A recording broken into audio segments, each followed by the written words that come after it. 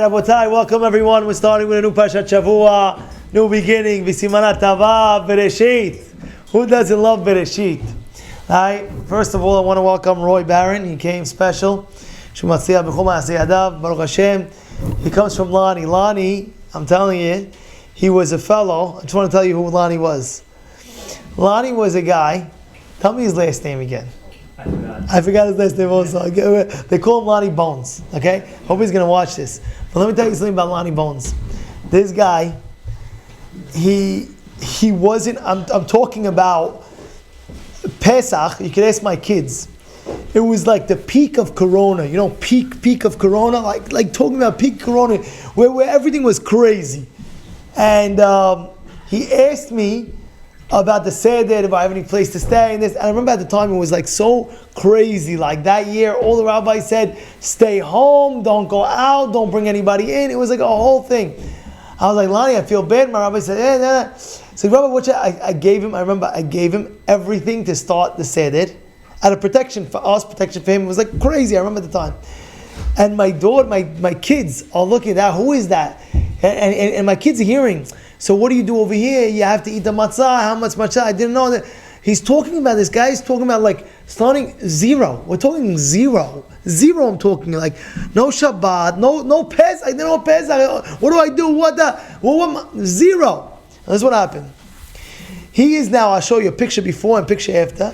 He is now in Israel learning. Full time. I said, how'd you do it? He said one thing. He said, at Rosh Hashanah, I committed myself that I will not miss one Wednesday night shiur, which is this class. Not one Wednesday night I won't miss. That was my Kabbalah. That was his entire Kabbalah. He will not miss it. And I'll never forget, he would have a wedding. He's like, Rabbi, it's my friend's wedding.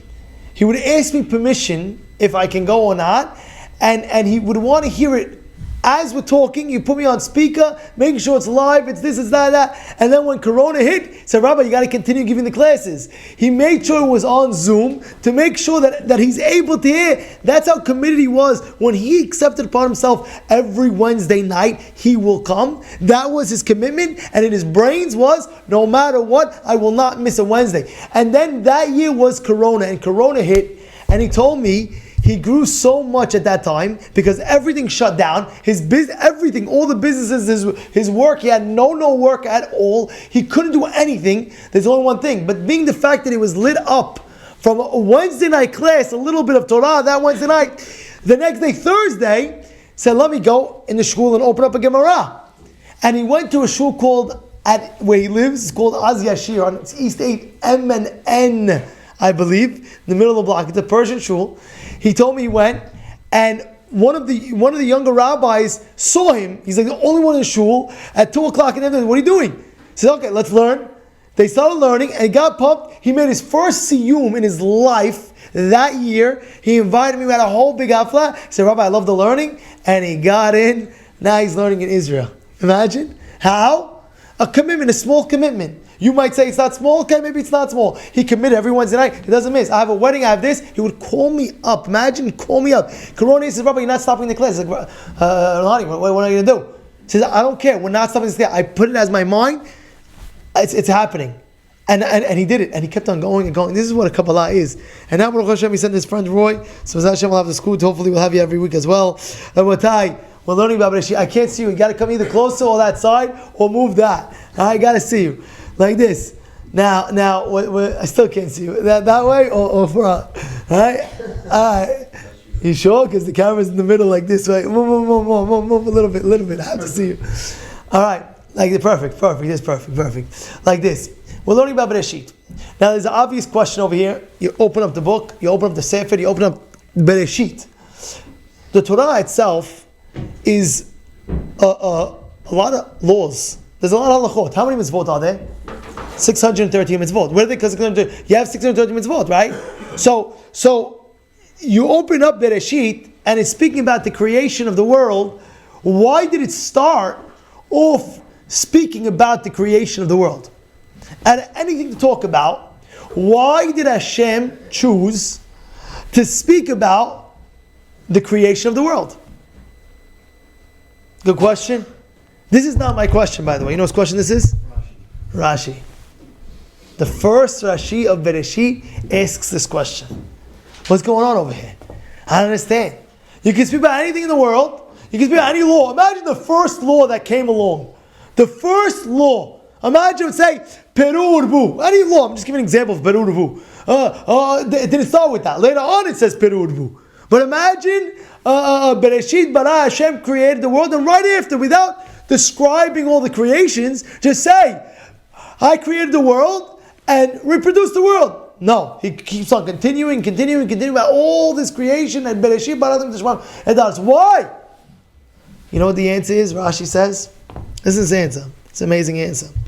Rashi says, if you look it over here, he says, Umatam patach Bereshit mishum, these words, Koach ma'asav higid la'amo. What does that mean? Koach ma'asav higid la'amo. What does that even mean?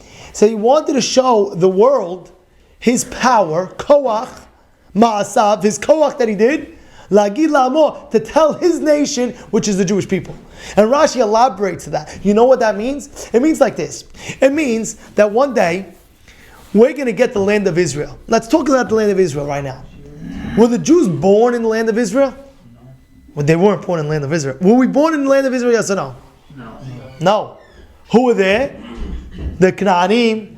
They had the 7 nations. Chivi, Yevusi, Girgashi. So think about it. They're in the land of Israel. So now, we come to Israel. Who is coming to conquer the land? Yehoshua. Yehoshua says, I have to conquer this land. What are you talking about? But we are here before you. It's our land. It's our land. No. This is God's land. And God, the one who created Bereshit, Shamayim Va'aretz, everything belongs to Him. And you can look it up in the Parashat Shavua. What's the first part of the Torah? It speaks about the creation of the world. So it's His world. And He can decide who He wants to give it to. And He wants to give it to the Jewish people. So you gotta leave. You know what's going on? This is why we're starting with Bereshit.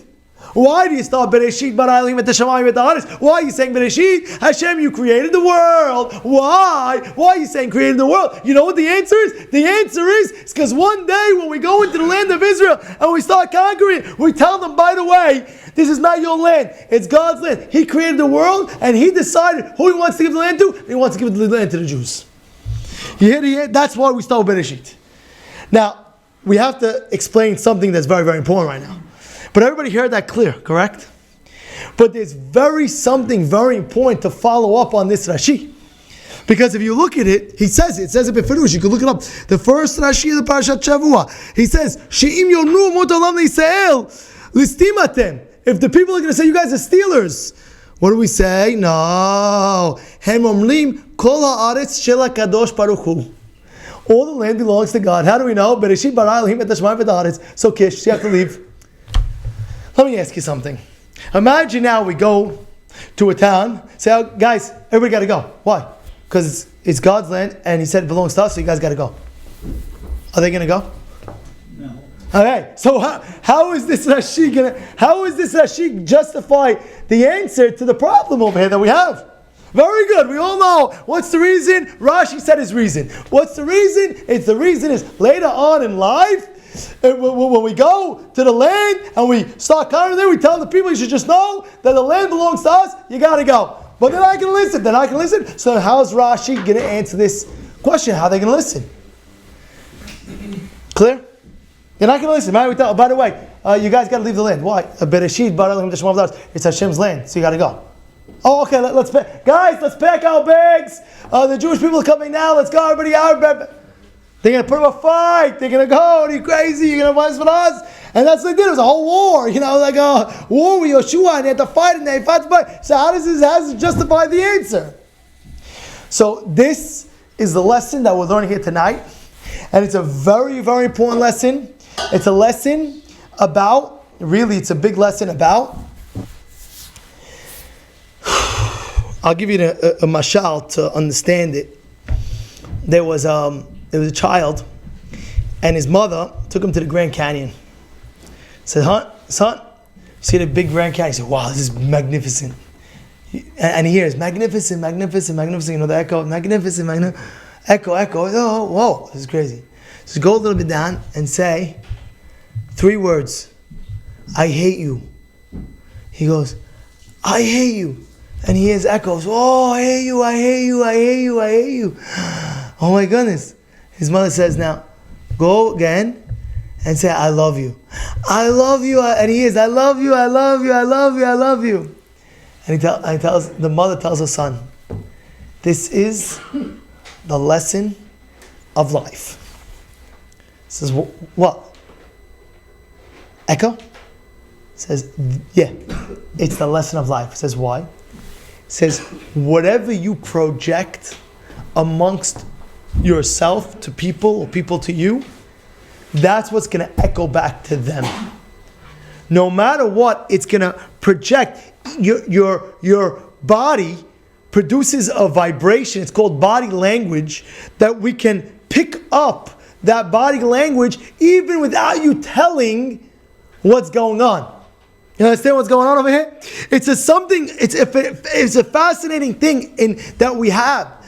There was an amazing story about a moser. It was a moser. Moser is a snitch. And he would snitch to the government. He'd come in, snitch to the government. Oh yeah, this guy's this guy's that. By the way, you should know, Moser doesn't have Chelik L'Mabah.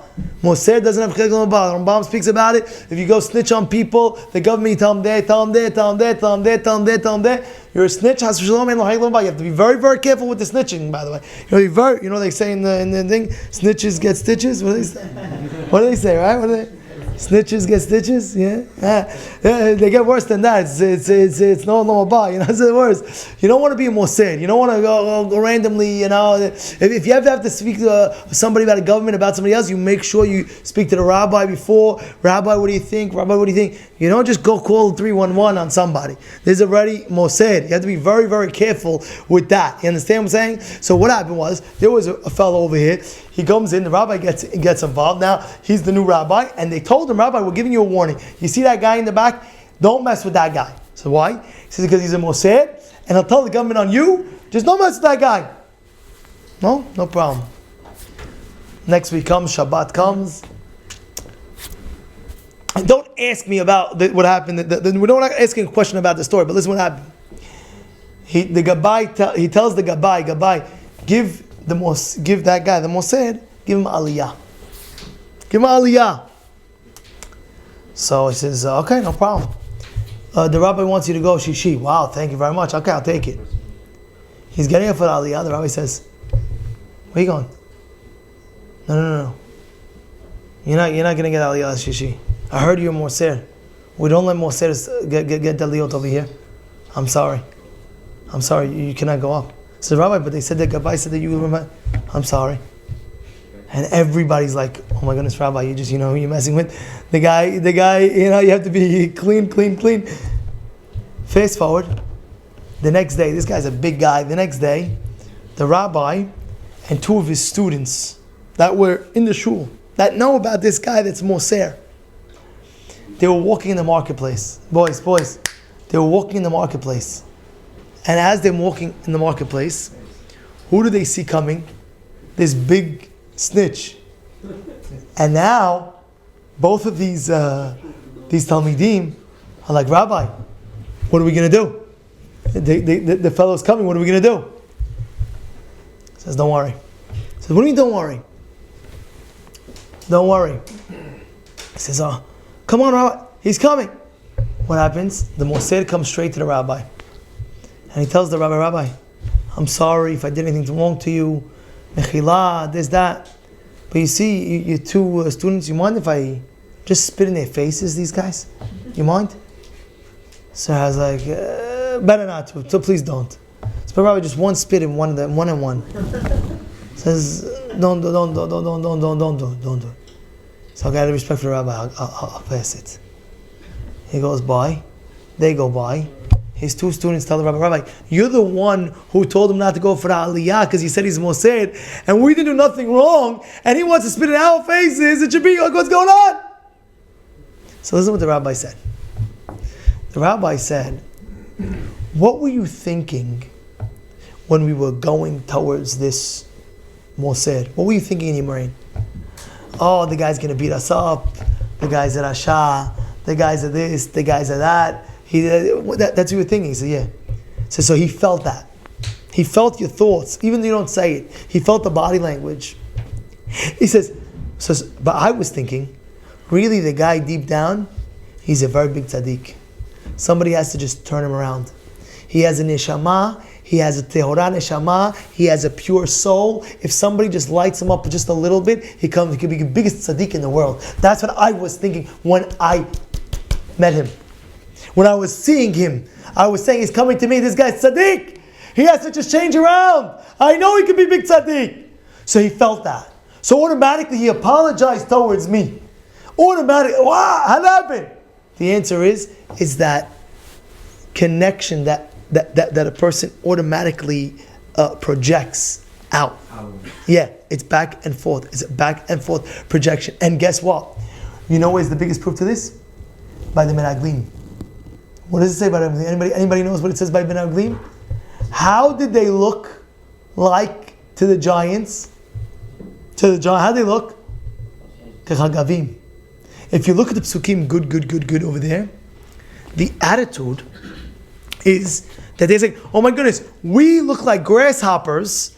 They felt that they were grasshoppers, so therefore since they felt like they were grasshoppers, the giants viewed them as what they viewed themselves. That's a very big lesson. Again, since they viewed themselves like grasshoppers, comparison to them, so when the giants actually saw them at Aglim, they looked at them, oh wow, look at these grasshoppers. But the only reason why they said that was because they projected in their mind that what is happening over here is what? Oh my goodness, we look like grasshoppers. So automatically, when the giants actually saw them, they said, oh wow, these guys are grasshoppers. The only reason why they felt like that was because they felt themselves like grasshoppers, so they were belittled in their eyes like grasshoppers as well. Yeah? Yeah, what's going on? This is the Chidush over here was saying. I'll never forget this past year. I went, they invited me to play full court basketball. You know basketball? Basketball. Now I know I'm a pretty good player. I know how to play ball. I'm not MJ, I'm not Kobe, but I know how to play, you know what I'm saying? I know how to play, you know? I know how to play ball. I know how to shoot, I know how to dribble, I know how to lay up, I know how to score, I'm good. Defense, everything, the whole 9 yards. I know I'm good. Now, rebound off you for sure. For sure, you are good. Alright? So, Baruch Hashem, I'm a good ball player. But now let me tell you something. Let me show you how powerful body language and attitude has towards the game. First, I'll give you a small example. You ever play? Anybody ever play ball practice? Anybody practice or play ball? Or sometimes the guy's practicing and he feels a little sluggish. So in his mind, he's like, "Oh, I'm missing my shots today," and he'll miss his shots today. Then the next time he'll be like, "No, today I'm going to be on fire. I'm going to be like, you play NBA Jam, you're on fire, boom, boom, every 3-point you get. I'm going to be like that. I'm going to hit every three. I'm going to hit every layup. I'm going to hit every ball. This time I'm going in, and he scores. Boom, boom. It's in a way, it's the mind, it's the body language, it's the focus that you have. Can I say a story about you? I'll never forget. My brother, he was playing in his basketball league, right? Everybody knows, right? To get on the varsity or JV or any basketball, right? You have to be the top. You have to be the elite of the elite. So every tryouts, I would watch my brother. Play. In the 6th grade, he didn't make it. 7th grade, he didn't make it. 8th grade, he didn't make it. 9th grade, he didn't make it. 10th, right or not so far? 10th grade, it's like almost impossible. He went to the same school as you guys. It's almost impossible, to make it in 10th grade. It's like once you hit JV, you're in it. Varsity, it's only if you're in JV. It's not even that. 10th grade, almost impossible. I'll never forget, maybe he doesn't forget, he played unbelievable. I remember even the moves today that he played. I remember the move that he played. I don't know if he remembers. I remember. A guy, he was like just chugging, and he ran. He just how you stuff the ball at somebody? You know, he was like passing the ball, like up in the air like that, shooting the ball. You know, he had his shoes on. And I remember him, he jumped and not blocked the guy. You know, you like the guy shooting, you block the guy. He jumped and he just caught the ball from the guy. Imagine, he just caught the ball from the guy. I'm like, whoa, what's that? Usually, you know, the guy stops, boom, you block him. Oh, hey, boom, he's shooting. He caught the guy.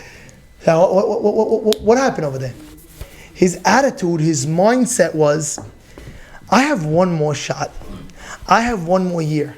If I don't make it now, I'll never make it again in my life. So he played in his mind, his attitude was, this is a do or die mentality. Yeah, understand what's going on over here? It's a do or die. If I make the team right now, I will. If I don't, this is the last chance I have in my life, by the way. And by the way, I want to just tell you, that's how the Gedolim, I'm talking about Havetz Chaim, that's how we would look at about his life. Havetz Chaim, you know what he would look at his life? He would look at his life, it's his last day on earth. That's how we would play the game of life. You know, we have 120 years, you know, there's that. Okay, I have time, I'm only this, I'm only 19, 20, 25, 30, 40, 45, 50. I have till 90, 100. But the Gdolim, Havetz Chaim, his mindset was, I have one last day of my life, how am I going to make the best out of it? And he would just steig and learn and mitzvot and ma'asim tovim and do everything. So for us, he understood, it's the last game. If I go and I make it, I make it. If not, I'll lose it forever. So his mindset was so clear and projected that this is what he has to be done. Boom. Laser focus, this is what's going on. It's all, in a sense, the mind that you have, that you focus, you'll be matzliach. Let me tell you something. The attitude of a person has to be very, very clear and mint condition. What do I mean? I have a question. I always bothered. How is it possible that, imagine right now, you could eat anything you want and it'll taste whatever you want. It was the best tasting food. Would you ever get sick of that food? Think about it. Imagine right now, whatever you put in your mouth, you want ice cream? It tastes exactly like ice cream. You want steak? It tastes exactly like steak. How could you ever be dissatisfied with that? But yet, you see, 40 years, the people in the desert, what happened? You know, there was some people, no, we want meat now. What do you mean? Taste the food. It'll be like, no, we want meat now. What happened? The attitude, in a way, it shifted in a way. What was that? We deserve more. Whoa! What are you doing? Don't mix in. Don't mix in. You know, there was a very big story of Rabbi Zusha. Everybody hear of Rabbi Zusha? Rabbi Zusha. So there was two Talmidim they were learning, and they had a very big problem with the Gemara. What was the problem with the Gemara? The problem with the Gemara says that you have to make a beracha. You have to make a beracha on anything that happens to you, good or bad, as if it's the best thing that could happen to you in your life. Yes? Imagine, one time there was a story how a father lost his daughter, and they were waiting for the father to eulogize his daughter. Let's go, what are you doing? Let's go, we're waiting for you. And the rabbi wasn't coming out. Until an hour later, the rabbi came out. They said, Rabbi, what took you so long for an hour? He says, the Gemara speaks about that you have to make a beracha, just like on the good, on the bad, as if it's as good. And therefore, I was contemplating, how could it be I didn't care, if this is good, he was able to make the beracha, Baruch Dayan Emet, as if he won the lotto. Ow! So they look at this Gemara, how can you do that? How could you make a beracha that something bad happened to you, as if it's the best thing that happened to you? How? Daniel, you hear the question? Imagine saying, Baruch Dayan Emet, something happened tragic, as if you won the lotto. How could it be? How? So they asked their Rabbi, tell us. He says, go to Rabbi Zusha and ask him. Okay, they travel 2 hours away to Rabbi Zusha. They see he's living in a small apartment. Run down, everything's run down. He's like they're like banging their head when they walk in the house. Like, oh my goodness, Rabbi, maybe we could lift up the ceiling a little bit. And they go this way and that way. Finally, they get in the house.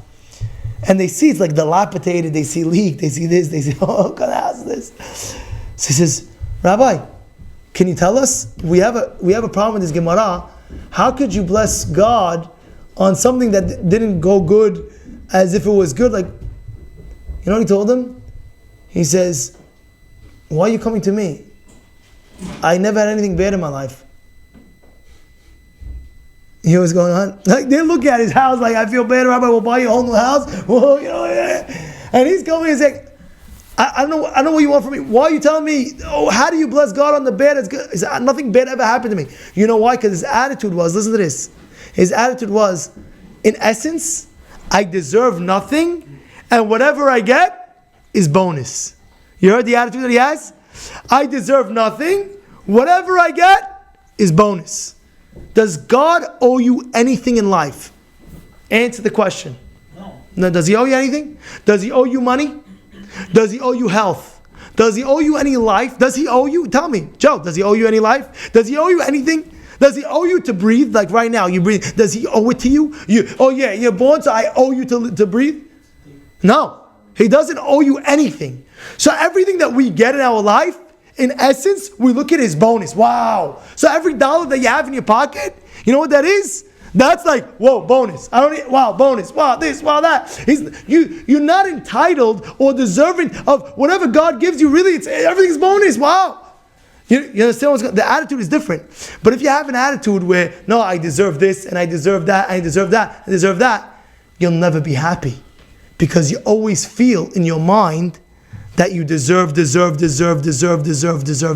understand that? Is that clear? I'll never forget, there was a guy from Israel, he was collecting money.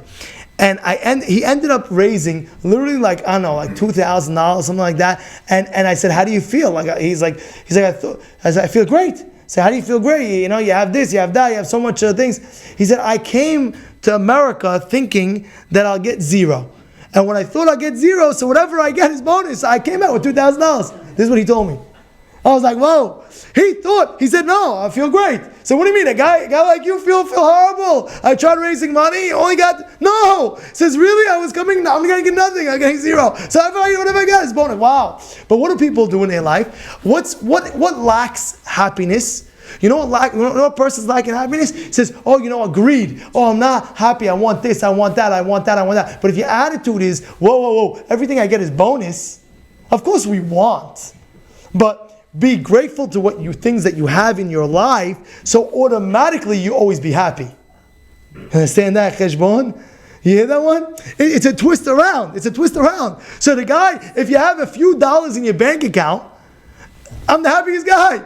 The guy's supposed to have zero. I look at my bank, you open up the Chase, quick pay, this, that, I go after the, wow, I have $5, wow, happy. I'll never forget in my life, I had a friend of mine, I'll never forget. I'm driving on Avenue N and Coney Island, I see him, he's walking. I'm not going to say his name, but some people know him. And I honked him, I was like, come in my car, give me a ride. I was like, how you doing?